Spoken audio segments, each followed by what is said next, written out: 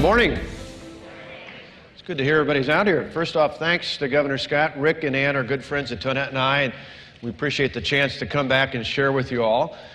Actually, I look around this audience, I think I saw a few of you in this room a couple years ago. I got a chance to speak in front of the Florida Chamber of Commerce right here. In fact, it reminded me of that this morning. I got up early. I came in late last night and stayed over and got to run a couple laps around the boardwalk. It's appropriate I'm running since I feel like I've been running for office quite a bit the last 4 years. 3 times in 4 years we've won in the state of Wisconsin, a state that hadn't gone Republican for president since 1984. But we appreciate the chance to come back just as we did a few years ago here. In fact, this is our 4th trip to Florida this year.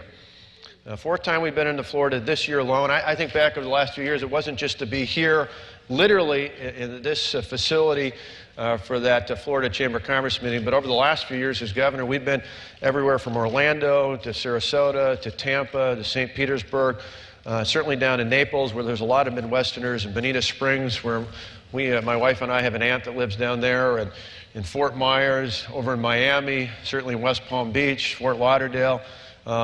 We've been at the Villages. We've got a lot of good friends who live at the Villages, all the way up to Jacksonville and all over this great state.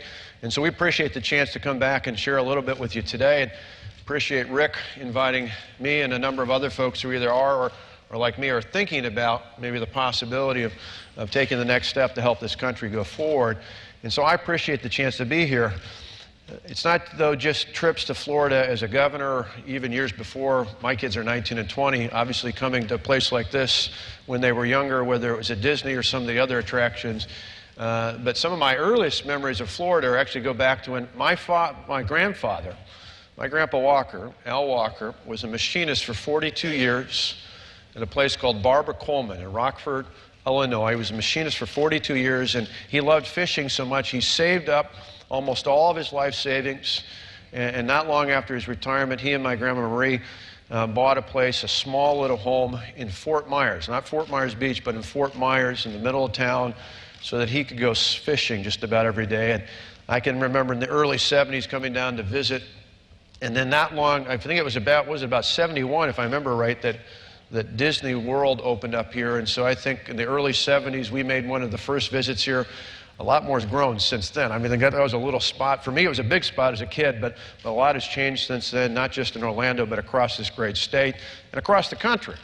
And so I thought I'd spend just a couple minutes telling you, build a little bit off of what Rick just said in that introduction, and then tell you not just about what we've done in Wisconsin, but about how we can help grow the economy across this country and how we can do so in a way that puts more power out of Washington, back into the hands of the state, and more importantly, back in the hands of the American people and American job creators.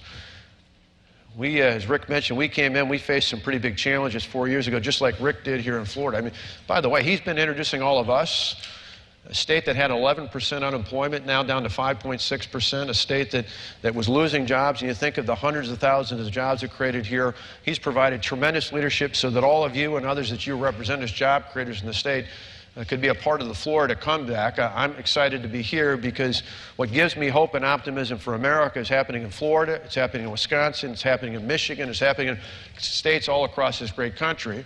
When you put in place good, common sense, reform-minded leadership, we've been able to turn our states around, and I think we can do the same thing in our country. A couple of good examples in our state. We came in and inherited a state where at the beginning of 2010, when I was a candidate for governor, January of 2010, the unemployment rate was 9.2%. Rick mentioned it's now down to 4.4%. The month before I took office, it was 8.1%, so it's not quite cut in half, but it's close. I'm particularly proud that not just unemployment's down, but our labor participation rate, the number of people, adults who are actually out working, is 68%, so more than 2/3 are actually out there working, which is incredibly important, because one of the biggest frustrations nationally is even as unemployment's gone down, the labor participation rate still hasn't gone up. It's still way, way too low. And that means, frustrating as it is, a lot of folks who, while unemployment's gone down, a lot of folks have either dropped up or given up on the job market. We can't have that. We need to make sure we lift everyone up in America, have everyone find their way to live the American dream, and a big part of that is being able to be gainfully employed to support themselves and their families. So I'm proud that unemployment's down, labor participation rates are high in our state. I'm proud of the fact that we took a $3.6 billion budget deficit in each of the last 4 years, turned it into a surplus. In fact, our latest state budget one that the lawmakers are working on. Hopefully we'll finish up by this month so I can sign it into law, and not too long after that make an announcement as to what our intentions are. But as I think about that state budget, we have a budget that 4 years in a row we balanced. We now have a budget that, if approved the way we presented, would end with nearly a $500 million structural surplus going forward. So quite contrary to what we see in our nation's capital. We're doing it in our state, you're doing it here, others are doing it across the country. We not only balance our budget, though, we put our finances back in shape in the way that many of you have done when you've inherited or taken over maybe challenged businesses along the way. We turned things around so much so that our rainy day fund's 165 times bigger than we took office. Our pension's the only one fully funded in the country. Our pension and debt ratio are low. Why? Because we knew if we got our finances under control and we started taking aggressive actions to get government out of the way, the job creators, the people of our state, would start putting people back to work again. It would turn things around. And on top of that, you might remember a few years ago, we had a couple protesters in our state. Well, more than a couple. We had about 100,000. But that was really because what we did was we took power out of the hands of the big government special interest and we put it firmly in the hands of the taxpayers. That's what we did. And in doing so, we not only empowered job creators to create more jobs, to put more people to work, to see unemployment go down as labor participation rates remained high. We not only put our fiscal house back in order, we made our government run better. A lot of protesters at the time claimed that public education was going to fail. I'm proud to tell you that today we no longer have seniority or tenure.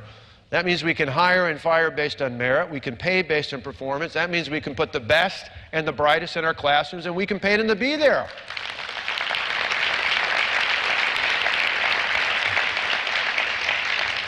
I said the proof is in the pudding. The facts don't lie. 4 years later, graduation rates are up. Third grade reading scores are up. ACT scores are now second best in the country for states where more than half the kids take the exam. Why? Because we empowered not just the taxpayers, but the people we duly elect to run our schools, to actually be in charge of our schools again. And it's had a tremendous impact out there. And it's not just helped our public schools do better. We lifted the caps on school choice. The original private school, parental school choice was in Milwaukee some 25 years ago. When I came in, there was a cap on the number of schools, on the income level, and the number of students. We lifted all those. We lifted them so more schools could participate. So the income wasn't just limited to low income, but middle class families as well, because we knew that if you have a strong middle class, you help build strong urban communities. That's key to strength them, no matter it's Milwaukee or elsewhere out there. And then eventually, 2 years ago, we actually lifted the cap on having it just in Milwaukee and Racine, and we did it across the state. Because my belief is, whether it's in a traditional public school, a charter school, a choice school, a virtual school, or a homeschool environment, every child in my state, and for that matter, every child across this country, deserves access to a world-class education.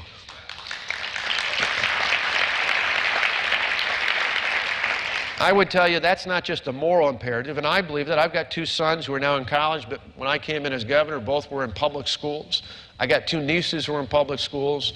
I've got plenty of friends who've got kids in public schools. I want every kid in my state to do well. That is a moral imperative no matter what school it is in. But it's also, as you know, in the world of job creators, it's an economic imperative. Because as the baby boom generation ages and gets closer or into retirement age, we're going to have even greater needs to fill positions, not just open today, but tomorrow.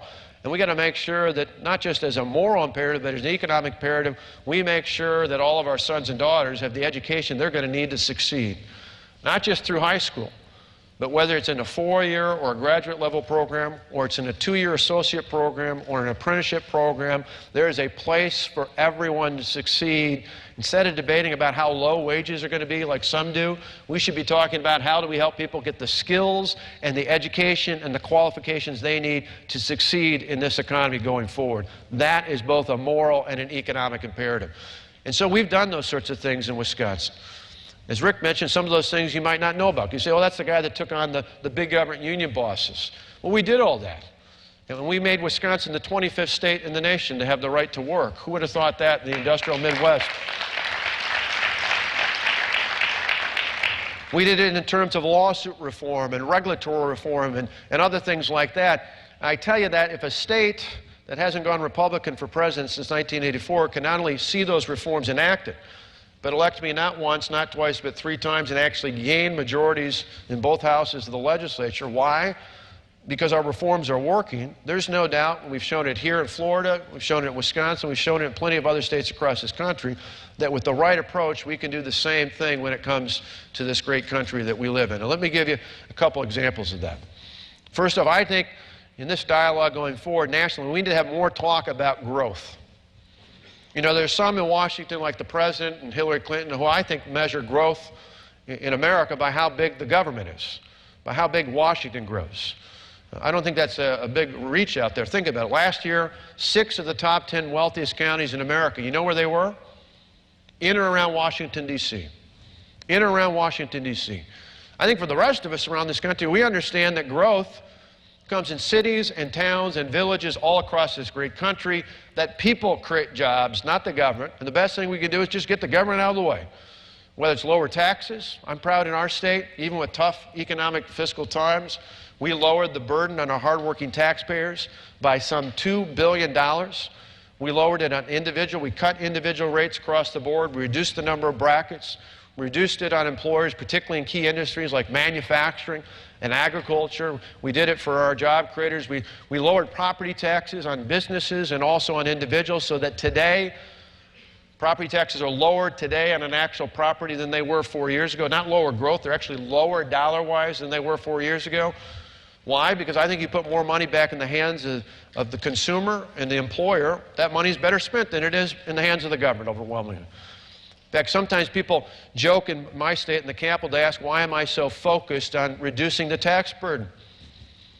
I tell a simple story. My wife and I in February we're celebrating our 22nd wedding anniversary. And I often joke that, well, thank you for clapping for Tonette for 22 years. For her putting up with me, that's pretty good. But I tell a story about a store you may be familiar with. It's a store actually based in Wisconsin, but it's a store near our home in Wauwatosa outside of Milwaukee where in 1993 as a newlywed, I made a critical mistake. I went out to a place called Kohl's Department Store and I bought something for the price it was marked at. Now, if anybody's ever been there, it's like plenty of other great retailers across America, you know that just about anything's on sale. So I learned over the years that if I'm going to go buy a new shirt, I go to that rack that says it was $29.99, and now it's $19.99, and then I get the insert out from the Sunday newspaper, and I take the scratch off, and I reduce my cost a little bit more. Or maybe I remember the insert that we get at our home that gets us 15 or 20, or if I'm really lucky, 30% off. And then we go up to the cash register, and I either pull out of my pocket, or usually Tonette pulls out of her purse some Kohl's cash and puts it up there as they ring it up, and next thing you know, they're paying me to buy that shirt, right? So how does a company like that make money? They make it money off of volume, right? They make money off of volume. They could sell a few of those shirts at a higher price, or they could reduce the price, broaden the number of people who can buy those shirts, and make more money off of volume. That's what I think about your money, the taxpayers' money. We could charge high rates, and a few of you as individuals or employers could pay those rates, or we could reduce the cost, broaden the base, have more people participate in the economy. You know, my friend, when Ronald Reagan was elected, my friend Art Laffer, they used to call that the Laffer curve. I call it the Kohl's curve now, because it's the same principle that we see in retail out there. And so I think in America, we need to lower the tax burden, to reform the tax code, not just to help consumers, but to help employers, particularly when you think about American job creators on an international basis. We need to have a competitive rate again, so that more American companies can bring American jobs back from overseas and put more of our fellow Americans back to work. We need to rein in the regulatory environment, whether it's the EPA or any number of others out there that are like a wet blanket on job creators and innovators and entrepreneurs and others out there. We need to pull in those federal regulations and do more of it to put it back in the hands of folks at the state and the local level where it's more effective and more efficient and more accountable. Those are things that will make this nation grow and see the economy flourish and see growth happen for all of our citizens. We need to repeal Obamacare and put patients and families and the marketplace back in charge of things again. We need to use the abundance of what God has given us here in this country and on this continent to unleash the power to literally fuel the economy by actually having an energy policy that uses all the above resources that we have here in America and on this continent, and to open up doors around the world to do that as well. And we need to have trade that is fair and open. and trade that says that if we compete on a level playing field, American workers can compete with anyone in the world. Those are the sorts of things we need to champion in our nation's capital to put the people of this country back in charge. And along with growth, to make it happen, we need reform. I say this as someone who's been involved at the local level and at the state level, thankfully never at the federal level. But I believe firmly that if we're going to reform our nation, we've got to take major portions of the power in Washington and send it back to the states and back to the local governments and, most importantly, to the people of this country. I believe if we do that, we can turn things around. But think about the contrast there. Oftentimes when I think about the president and people like Hillary Clinton, I hear people who I think measure success in government by how many people are dependent on the government, by how many people are on food stamps and Medicaid and unemployment. I don't know about all of you, but my belief in America is that we should measure success by just the opposite, by how many people are no longer dependent on the government. Because we understand that true freedom and prosperity, they don't come from the mighty hand of the government. They come from empowering people to live their own lives and control their own destinies through the dignity that is born of work, that is born of work.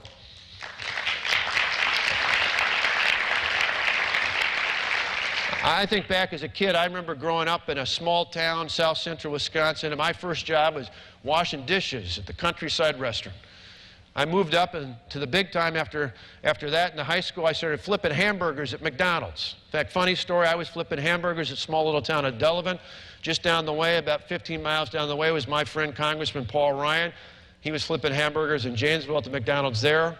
The only difference is his manager literally told him this, told him he had to flip hamburgers in the back because he didn't have the interpersonal skills to work the front cash register. Kidding him about that. But I think about growing up there in that small town and washing dishes and flipping burgers. And I think about growing up there. My dad was a preacher, First Baptist Church there in town. My mom was a part-time secretary, did the books at a part-time at a local clothing store, raised my brother and I.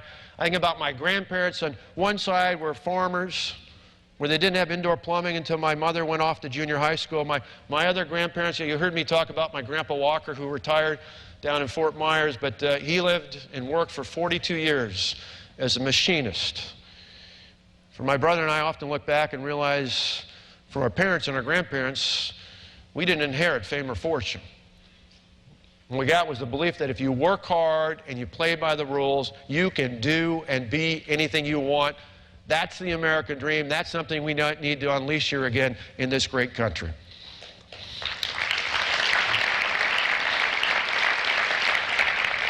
I mean, think about that for a moment. I remember, and I would imagine no matter where you grew up, you probably had a similar experience to me, but I think we need to remember this in America more often than not. And that is, I don't remember any of my classmates saying to me, hey, Scott, someday when I grow up, I want to become dependent on the government.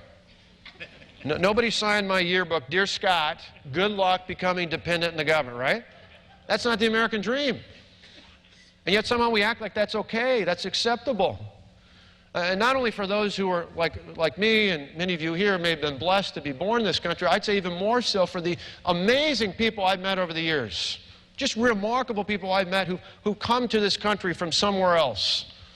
And I got to tell you, particularly for all the small business owners I've met in my state and across this country who've come here from somewhere else, not a one of them told me the reason they came to America was to become dependent on the government.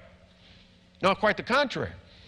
In fact, what I've heard to a person is people tell me that the reason they came here was because America was one of the few places left in the world where it didn't matter what class you were born into, didn't matter what your parents did for a living. In America, you can do and be anything you want. The opportunity is equal as possible for all, but the outcome is still up to each and every one of us. That is the American dream. If you remember nothing else here this morning, I tell you this. There's a reason. There is a reason why we take a day off to celebrate the 4th of July and not the 15th of April, because in America we celebrate our independence from the government, not our dependence on it. That's the American dream. That's the American spirit. We need leaders who are going to embrace and uplift that, not just now, not just in Florida, not just in Wisconsin, but all across this great country. That's the kind of approach we need going forward. I just firmly believe the time to bring this country together is not to pit one group of Americans versus another, but rather to say we're in this together. We are one nation under God. We are a united country. We need to start acting like it. We're a country where, with the right leadership that says, we're going to help everyone. Everyone live their piece of the American dream. We're going to give you the help you need to get the skills and the qualifications to lift yourself up, to control your own destiny, to live your own life. That's the kind of America I was raised in. That's the kind of America I know people have yearned to come to. I hope that's the kind of America you want going forward. And with your help, that's the America we're going to make, not just for ourselves, but more importantly, that's the kind of America we're going to pass on to our children and our grandchildren and generations to come. With that, it looks like I got about 10 minutes left. I'll take a few questions if you got them.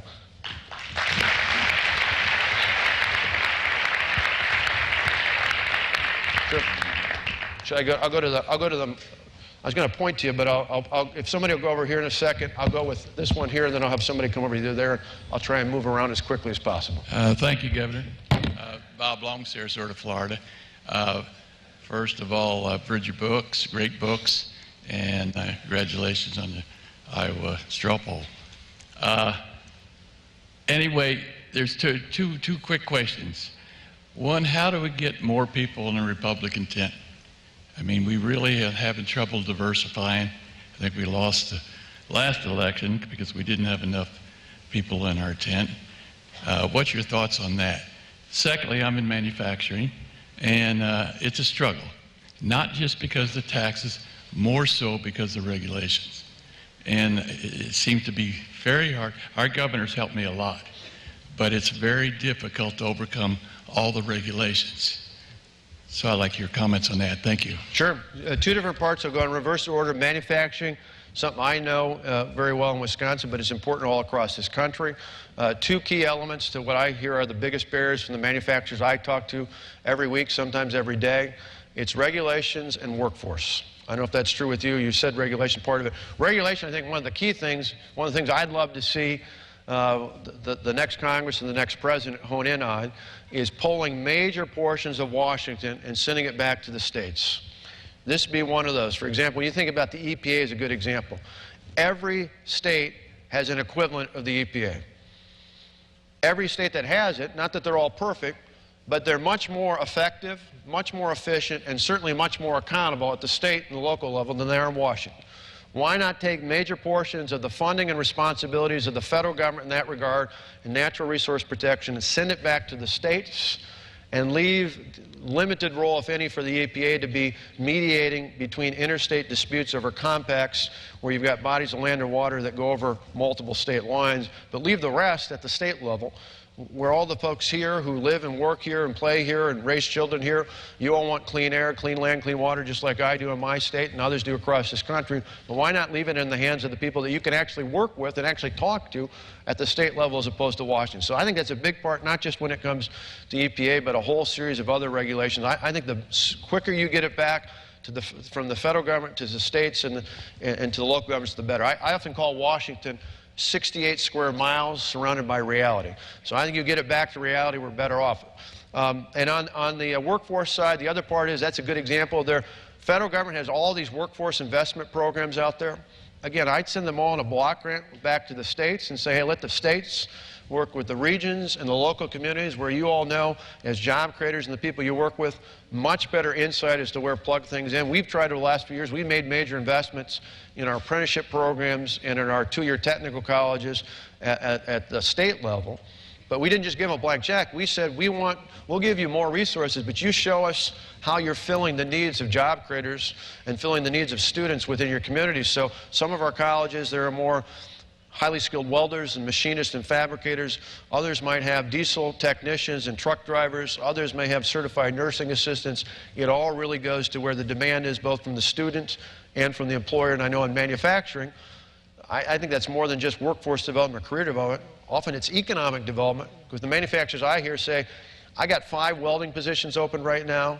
I could add 10 more if I had the confidence I could fill the ones I have today.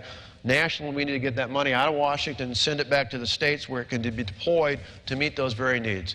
And in terms of the party, I think we need to go to places where Republicans don't typically go, and we need to talk in ways that we don't typically talk about. We need to be true to our principles, true to our concepts. I'll give you one good example.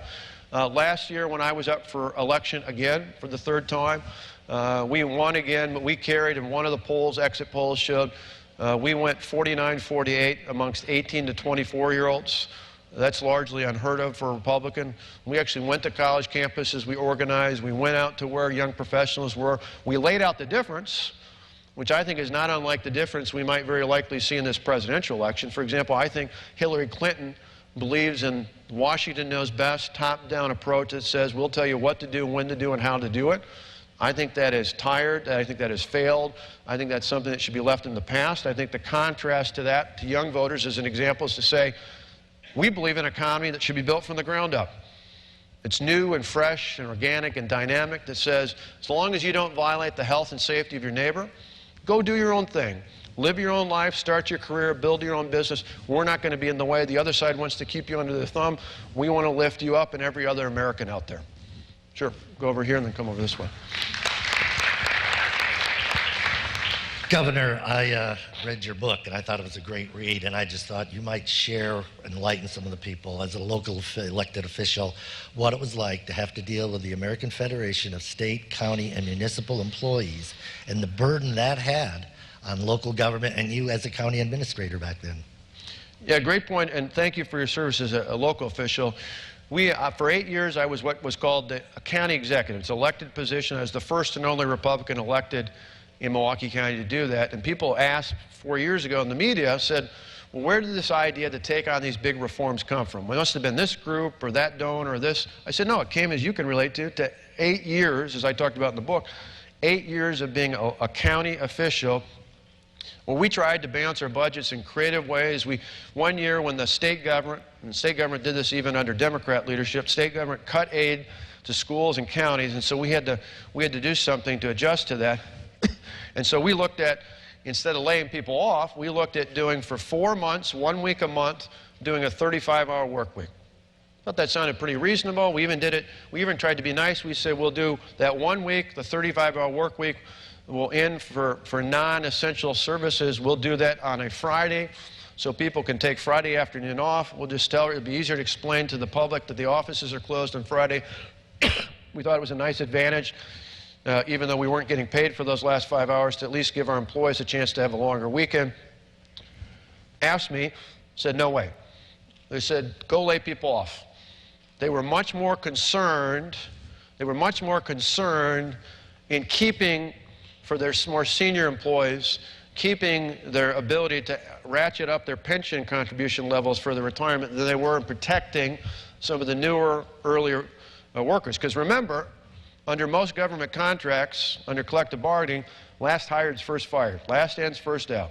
So the people who get nixed when there are layoffs sometimes can be some of your very best employees, but because they're some of the newest, they're the first ones out the door because of seniority and tenure. So I knew part of the reason why we needed to do these reforms was not just to give our local and state officials the power to balance their budgets, but to protect some of these very great workers who were some of our newest, sometimes some of our youngest, some of the least able to handle a layoff. And that was just such a vivid image in my mind when we took on those reforms. Was I remember some of my toughest days when we had to go through with those layoffs because AFSCME, the Public Employees Union, wouldn't give us a viable alternative. Sure, over there.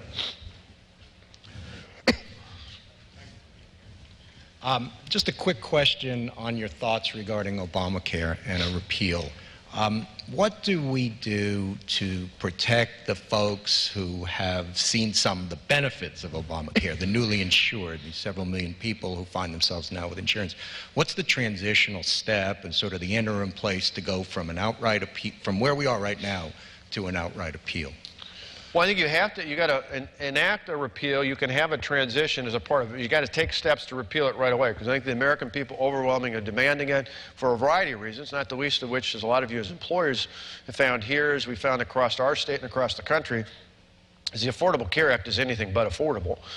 We've seen tremendous premium increases for job creators. It's had an impact not just on employers, but on our employees and how much people pay, whether it's at the government level, the private sector level, or other organizations out there as well.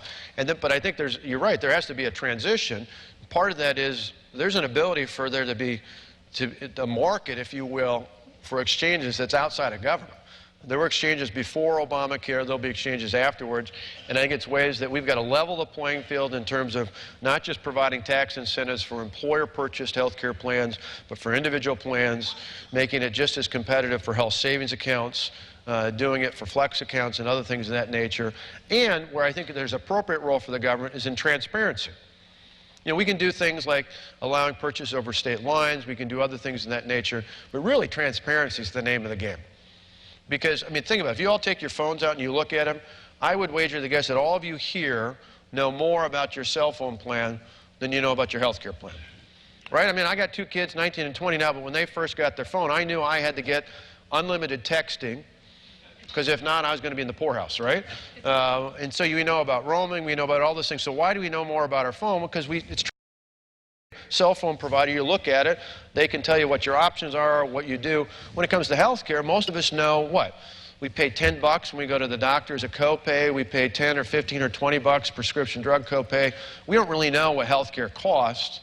I think we need to get to a system where we have some skin in the game. All of us as patients have some skin in the game so that we measure not just our health care costs, but our health. So we do have more of an incentive to manage our high blood pressure, our diabetes, our eating habits, other things like that, because we know the impact it has not just on our health, but on our health care costs as well. Right now, we don't do that. About the only example in health care that's like that is corrective eye surgery, where over the years it was largely unaffordable for the average American. It went down in price because the surgeons who did that realized, much like my Coles curve example, they could do better if they lowered it down so it was affordable for an average American, had more people participate in getting corrective eye surgery, and therefore the market drove things. Now, it's still not 50 bucks an eye because you want a high level of quality if you're going to have someone fix your eyes out there, but it's an affordable area where most Americans can reasonably save up for that. I think we've got to get patients much more engaged in that process, and we've got to have a way to make that transition to get to a place where all of us have more skin in the game.